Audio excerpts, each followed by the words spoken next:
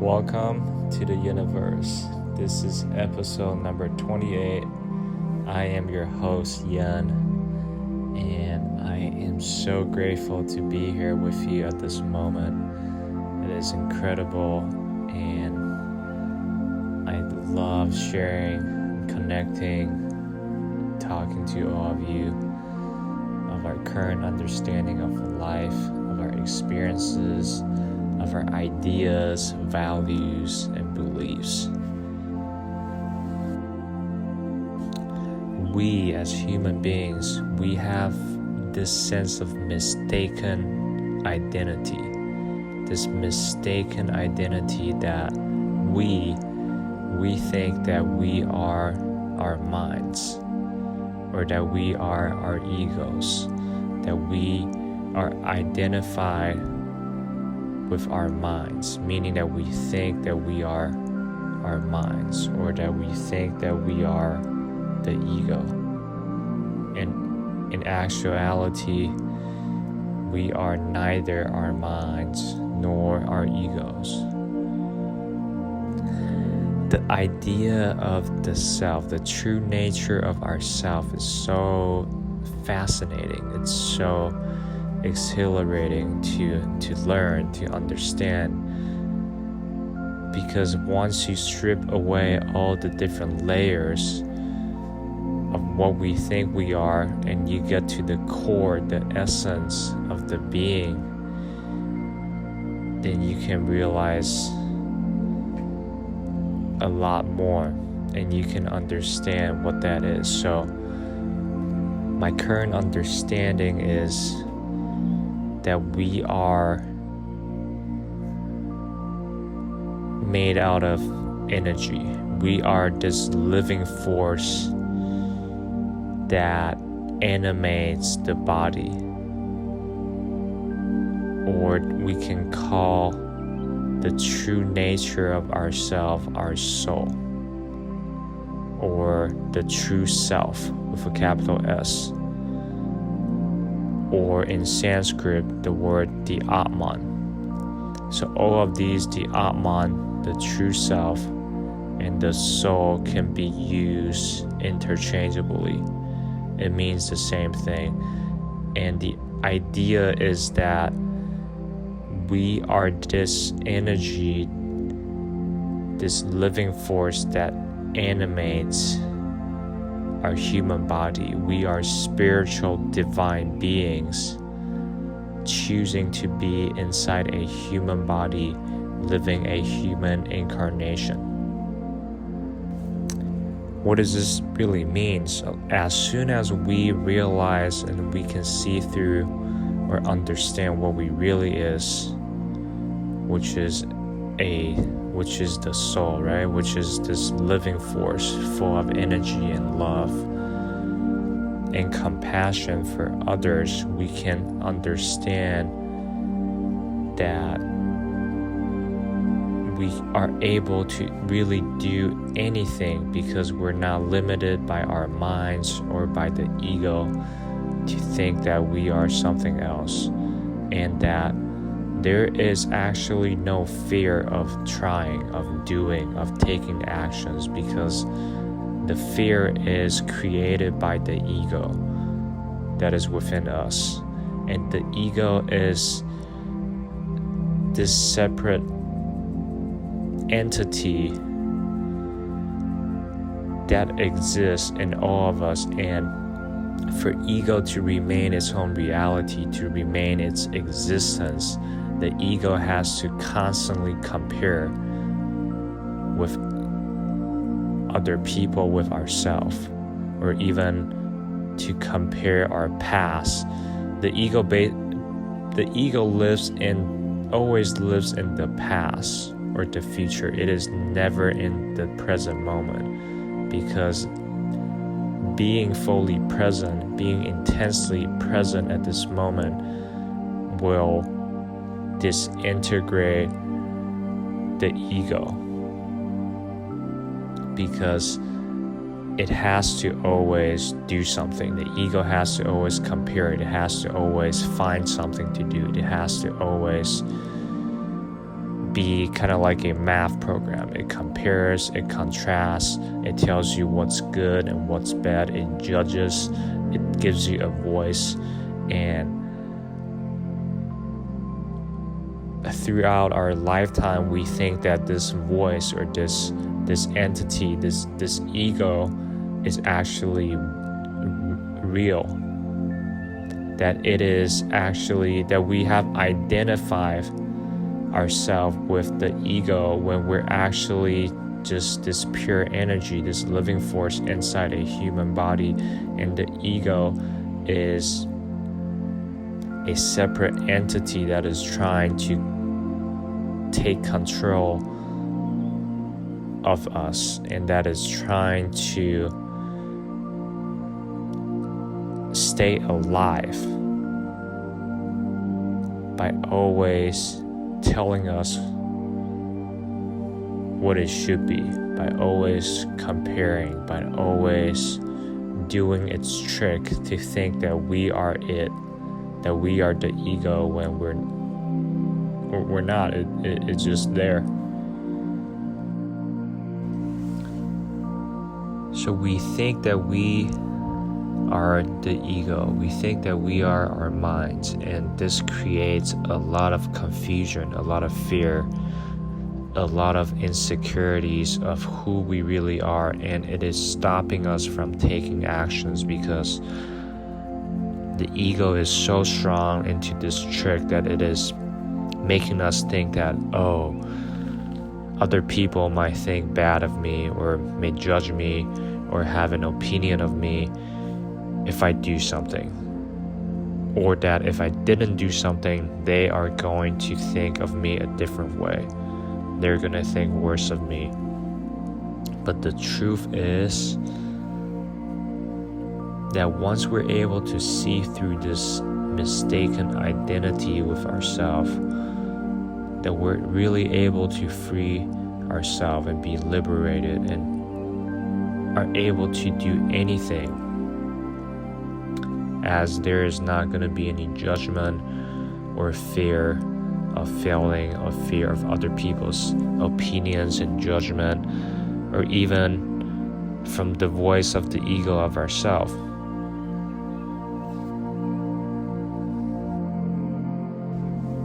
So what is the true self? What is the Atman? What is the soul?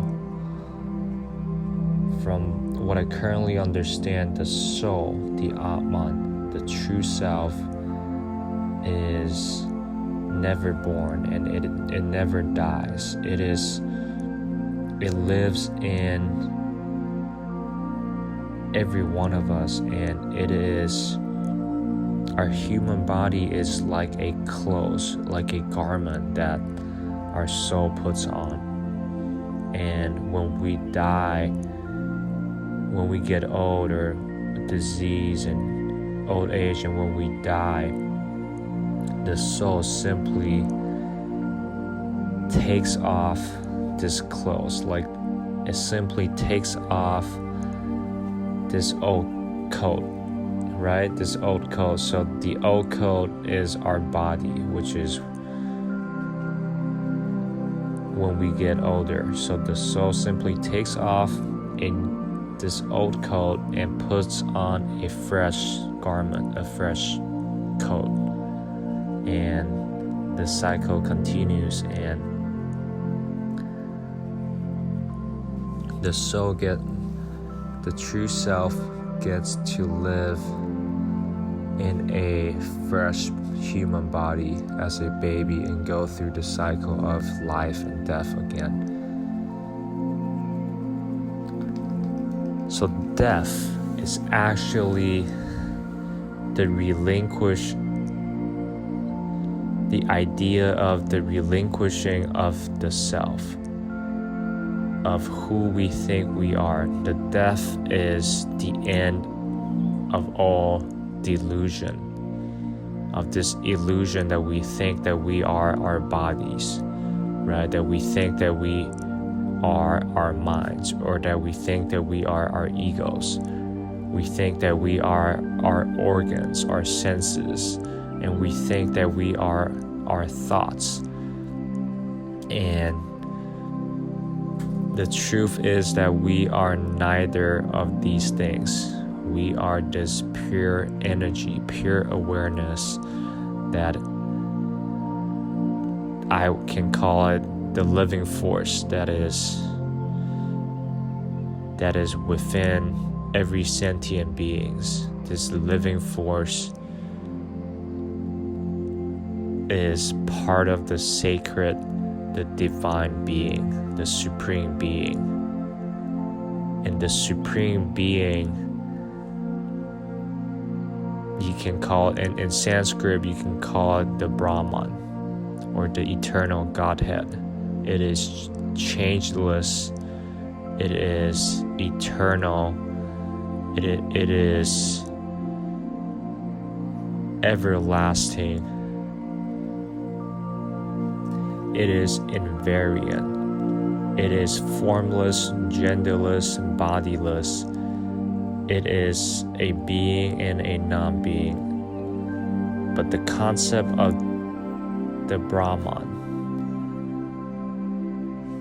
is that it cannot be understood by the human mind, because it is not an object. You cannot understand. The mind always puts it, the human mind always wants to create something or create an object for us to perceive it, to understand it. But the Brahman is formless, changeless, and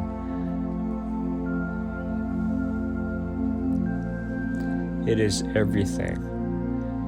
And if we try to understand it with our human minds, then we have missed the point.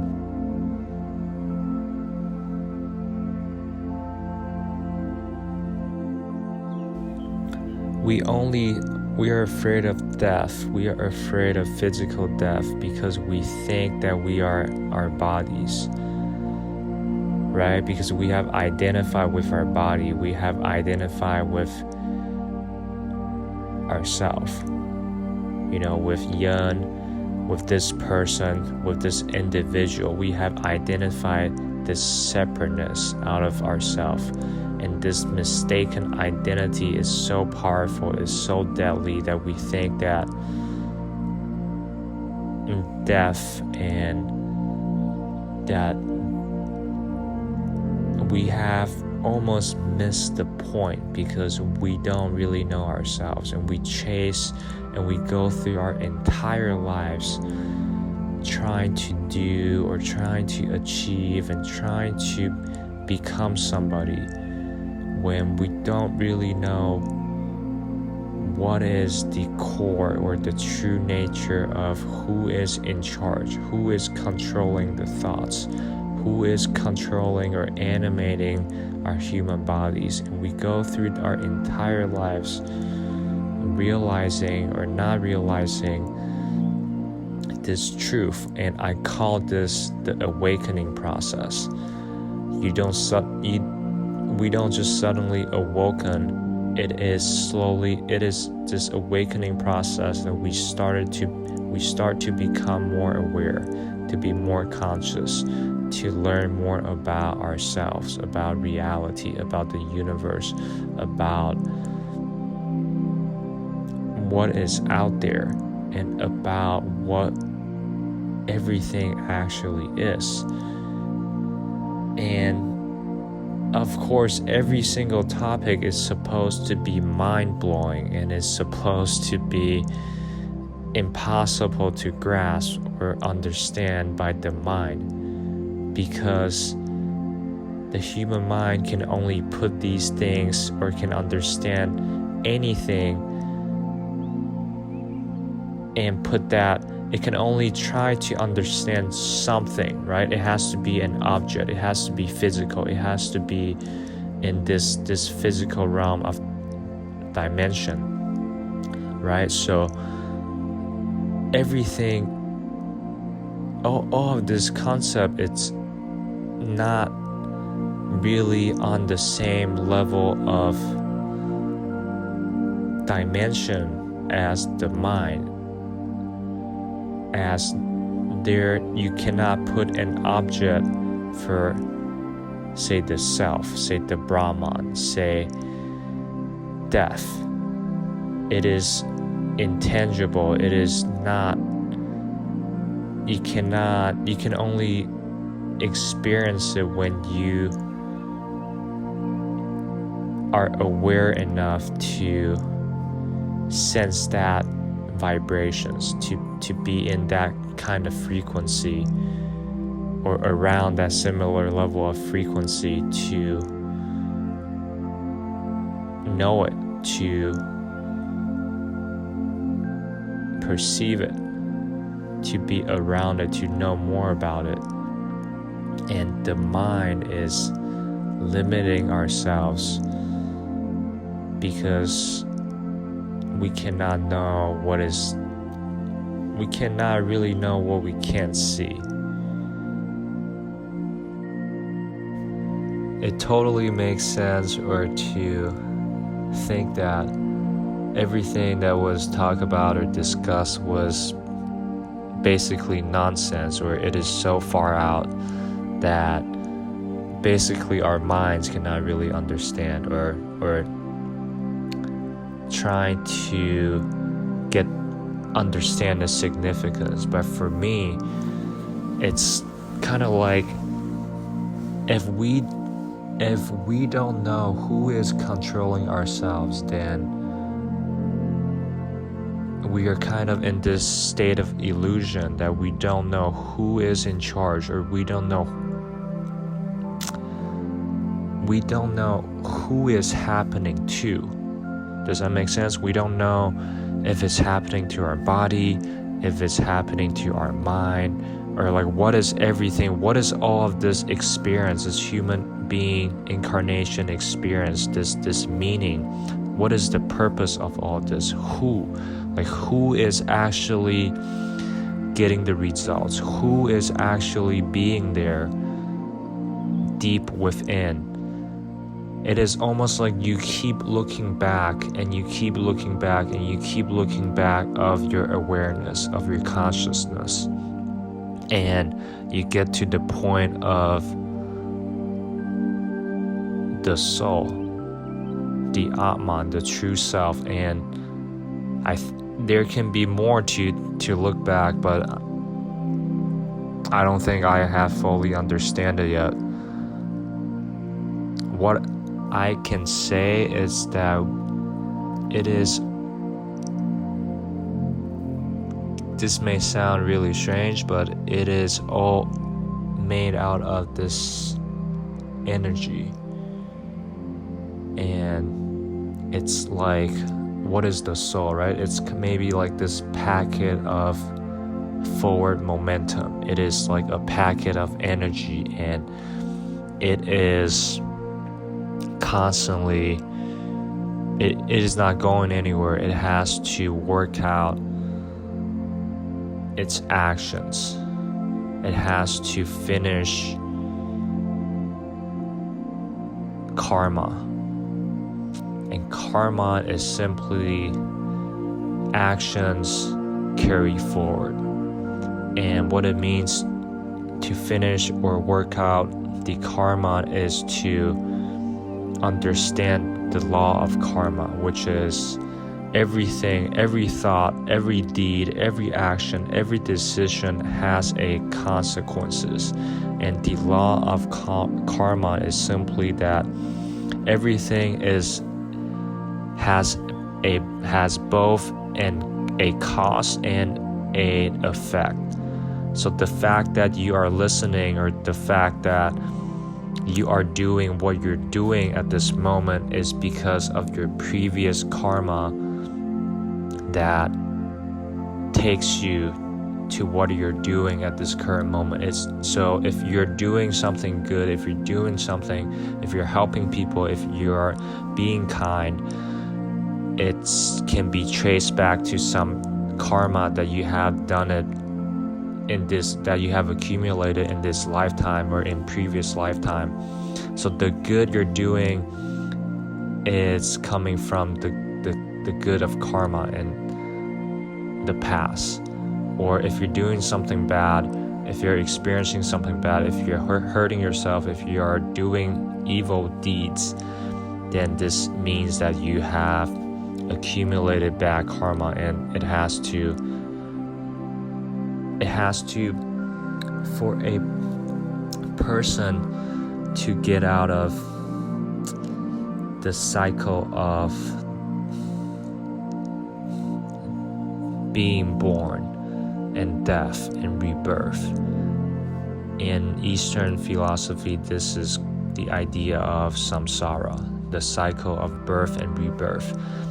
And for a person to get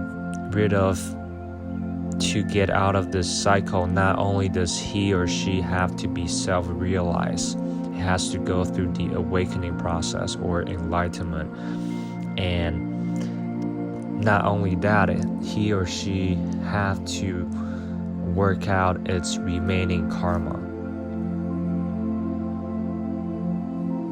And also to see through, because a self-realized person can see through the illusion of Maya, which is unity appearing as separateness. What is separateness? The separateness of an individual, the separateness of an identity, a separateness of yin, a separateness of this human being, a separateness of I, and as in duality, like a subject and object, and that we are all unique individuals. And the illusion is to see everything as separateness, where in fact it is all unity, because we are all part of the Supreme Being. And what are we? We are the soul, right? We are the Atman. We are the true self in essence. So to be trapped in this powerful Maya is to think that I am doing everything for myself and my family because I think that I am separate from the rest of the world. I think that I am separate from my neighbors. I think that I am separate from another human being. I think that I am separate from strangers on the internet or in real life. And I am doing everything for my own personal interests. So this is the powerful illusion. This is what separateness means. It's not being able to see through the illusion, the mirage, right? The optical illusion of the Maya, in thinking that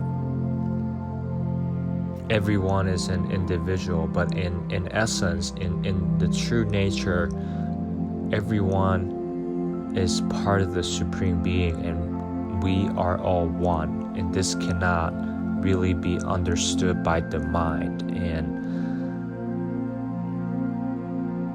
nobody really tells you about this, or it's like growing up, how are you able to get this kind of information if everyone that you come in contact with, everyone in your environment since your upbringing, is trapped in the illusion of Maya, is thinking that they are separate, right? So you have been programmed, or we have been programmed, and we have been planted a lot of ideas and habits in our subconscious mind to believe that we are a child, we are a teenager, we are an adult, we are a separate human being, and that somebody else has nothing, absolutely nothing is to do with us because we're separated. And this separateness is the core danger of the illusion of Maya. So to go back to the topic of being able to not having to go through the cycle of samsara, the cycle of life and being born and death and rebirth, is to become self-realized. It is to see through the illusion of Maya, to see everything as unity, and to be able to once you're able to see through it, you naturally, you inherently, you genuinely perform selfless actions, because you don't think that you are a separate identity, a separate individual, that all you're doing is trying to gain for yourself. It's like you're not really looking for your own personal interest anymore, because you understand, or you can see through the veil of illusion, that it is all, it is not fake, or it is real, but it is only relatively true. It is not absolute truth, meaning that the level of separateness definitely exists, just like this level of the physical realm exists, and what we experience is real, but it's not the absolute truth. It is only relative truth. So once a self-realized person naturally performs selfless actions, meaning not to chase the fruits of the labor of his actions, meaning that he is not affected by what he gets or what he's supposed to gain or loses from what he does, that his life is filled with purpose and meaning and service to help other people, because he can see the unity in everything. So this self-realized person performing selfless actions is not going to accumulate or create more karma, which is cause and effect and consequences. So this person only has to work out the remaining of his karma.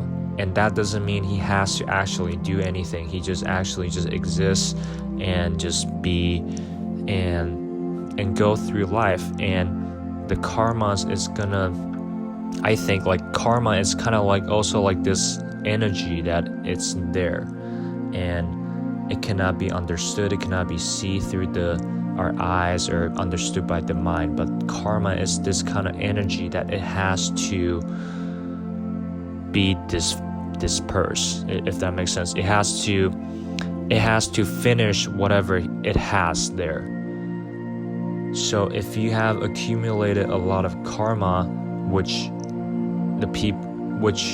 when we're all trapped in the illusion of Maya, it is constantly creating more karma and working out our previous karma from previous lifetimes and earlier of our current lifetimes, because we think we are separate and we are doing everything for ourselves, and thus this creates more karma.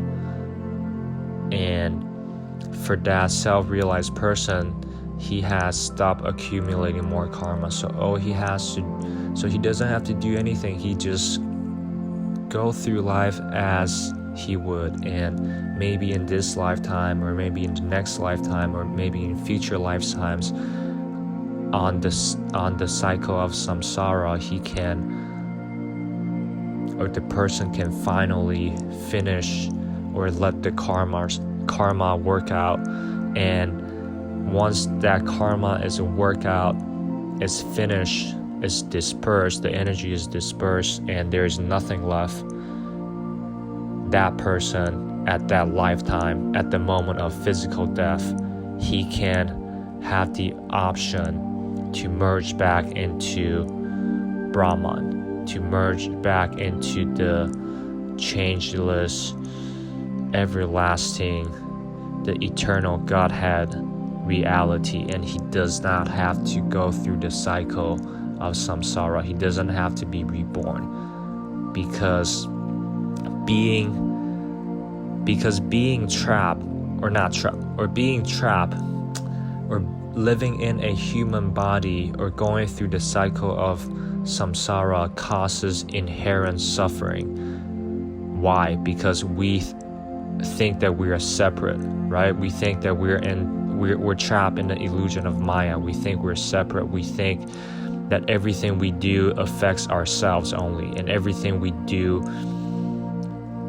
it's like if you're chasing for money or fame or respect or greed or lust or power or any of these things, you can never really be fulfilled, because there is always going to be somebody else better than you or doing more than you. So you can never really be satisfied. You can always chase more money, more cars, more mansions, more this, more that, right? If you keep thinking that everything is separate, you'll be trapped in this constant loop of chasing, of getting what you want and not being satisfied, or worse, relatively, not getting what you want and suffering or trying your whole entire lifetimes in getting what you want, or pouring out everything that you do while missing the whole point.